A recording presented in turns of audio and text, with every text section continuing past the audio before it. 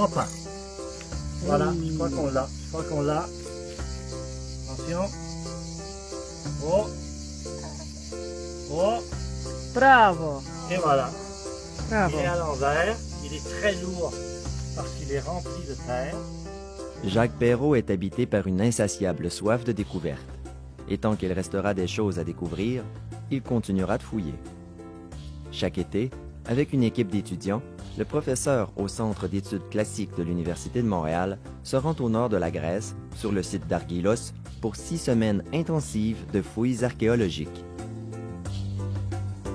Argylos est un site extrêmement intéressant parce que Argylos est un site qui a eu une très courte durée de vie. Argylos a été fondé au milieu du 7e siècle avant Jésus-Christ. Et la ville d'Argylos a été détruite par le père d'Alexandre le Grand, Philippe II, en 357. Donc ce site a vécu 300 ans.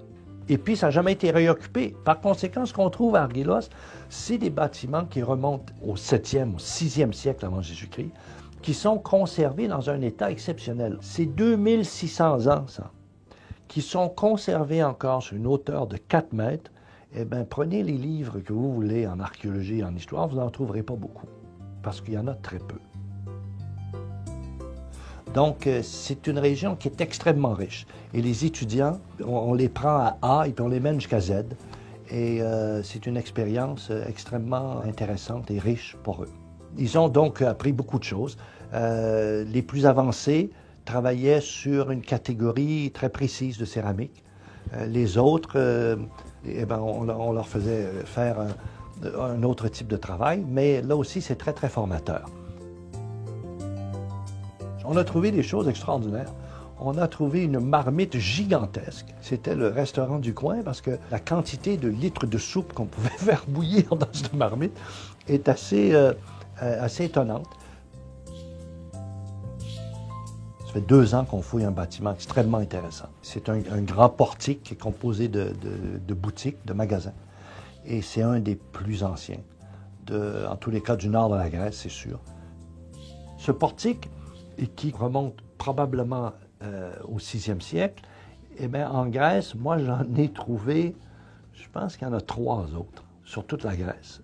C'est la naissance d'un type de bâtiment qui deviendra très usuel. À l'époque hellénistique, au 3e siècle, 2e siècle, puis à l'époque romaine, il y en a partout des portiques. Mais les premiers, ils sont où? Eh bien, nous, on en a un de ces premiers. Alors pour ça, c'est extrêmement intéressant. C'est super le fun, comme disent les étudiants, de fouiller des bâtiments comme celui-là.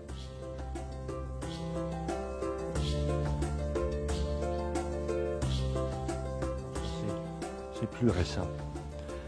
C'est du 4e siècle, ça. Une coupe comme ça.